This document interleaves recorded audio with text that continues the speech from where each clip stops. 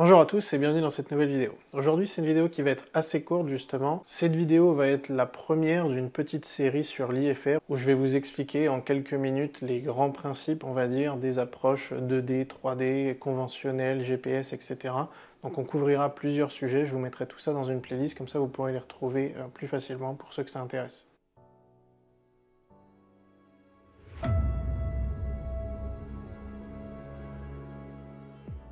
J'ai pas mal d'élèves qui, en commençant l'IFR, m'ont dit qu'ils auraient apprécié d'avoir une petite vidéo explicative, une façon simple de leur expliquer, de leur montrer comment on fait une approche ILS. Donc du coup, dans cette vidéo, on va se retrouver dans le simu et je vais vous montrer les points clés pour suivre une approche ILS. Et je vais vous donner quelques petits tips pour réussir au mieux et traquer au mieux votre approche. Et ça sur les deux axes, vertical et horizontal. Donc l'ILS, c'est une approche dite 3D, c'est-à-dire qu'on a un guidage à la fois latéral et dans le plan vertical. Et en gros, on est guidé sur toute la phase d'approche pour maintenir un axe qui est en fait le prolongement de l'axe de piste et pour maintenir un plan de descente, généralement à 3 degrés pour un plan standard, parfois un petit peu différent, mais dans tous les cas, on a ce guidage pour maintenir un plan d'approche stable jusqu'à la piste. Donc évidemment, tous ces éléments-là, la fréquence de l'ILS, l'axe d'approche, la valeur du plan de l'approche, c'est-à-dire justement ce plan à 3 degrés dont je parlais juste avant, et tous les éléments qui vont y être associés, notamment le taux de descente qu'il va falloir maintenir en fonction de votre vitesse sol, tout ça vous allez le retrouver sur la carte d'approche. Pour aujourd'hui, on va faire ça sur un instrument de type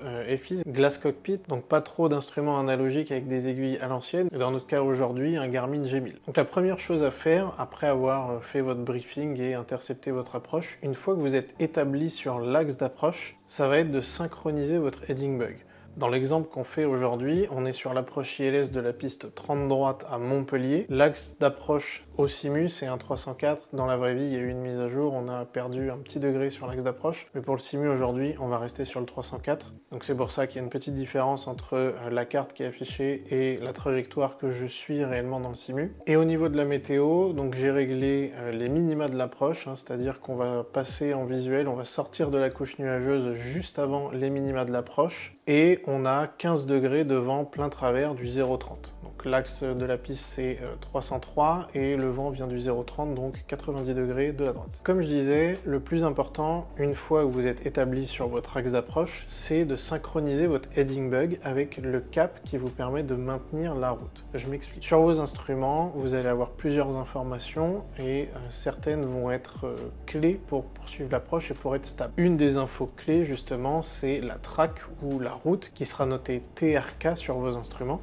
Donc on peut la voir sur le MFD ou sur votre GPS, dépendamment le type d'instrument que vous avez. Et sur un instrument type Glass Cockpit comme le G1000, vous avez aussi une recopie directement sur le HSI, le petit diamant, le petit losange magenta qui est représenté sur la couronne, sur la rose des caps. C'est la projection de votre track directement sur votre HSI.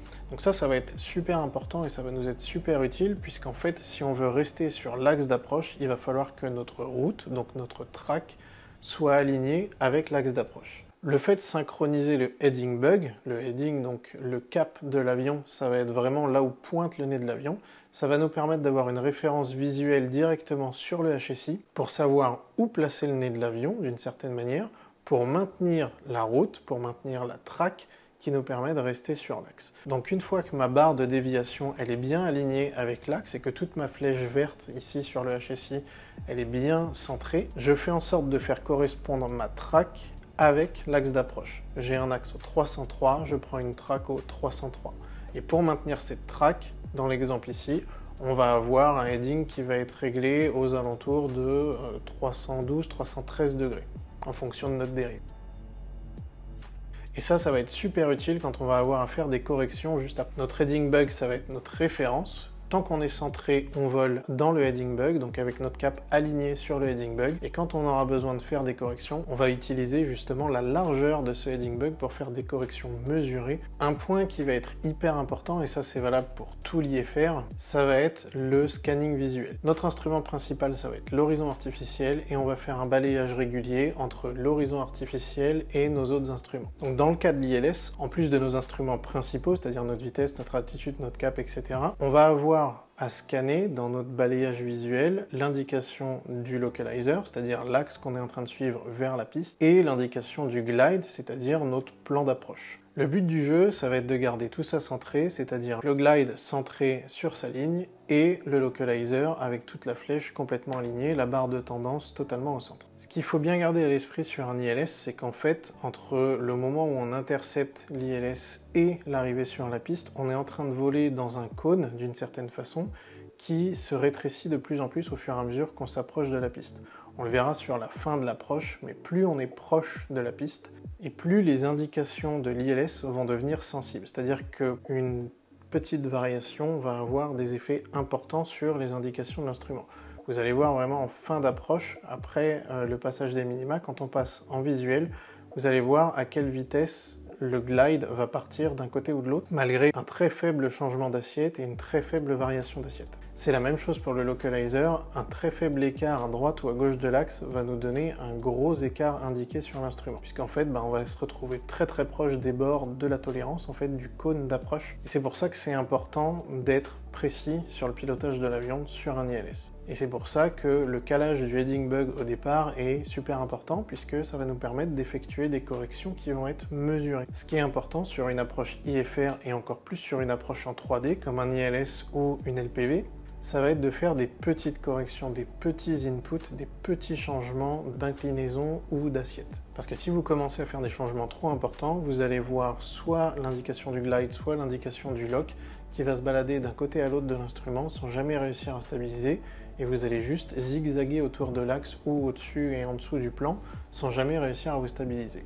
Le problème, c'est que sur une approche de ce type, donc une approche 3D, la tolérance maximum d'écart, c'est une demi-déviation.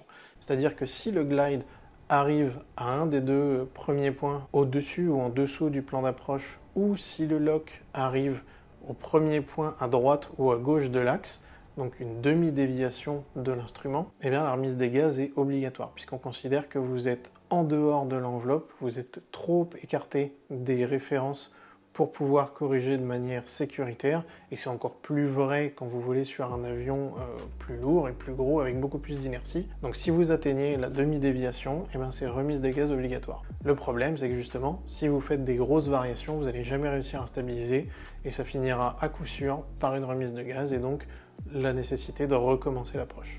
Donc comment on va utiliser ce heading bug pour corriger? Et bien en fait, comme je l'ai dit, on le règle sur le cap qui va nous permettre de maintenir notre track, et si on voit que la barre de tendance se décale d'un côté ou de l'autre, et ben on va appliquer une correction qui va être égale à la moitié de la largeur du heading bug. En fait, on va venir mettre notre indicateur de cap sur le bord d'un côté ou de l'autre du heading bug. Et vous allez voir que du coup, on a une correction qui est de l'ordre de 5 degrés maximum au niveau de l'axe latéral pour revenir sur notre axe d'approche. Et justement, ces 5 degrés max, ça va nous permettre de pouvoir anticiper facilement et de réintercepter de manière souple notre axe d'approche. Pour le glide, ça va être grosso modo la même chose. La seule différence, c'est que pour le glide, on n'a pas de bug qui peut nous aider, on n'a pas d'indicateur qui peut nous aider à avoir une référence visuelle stable.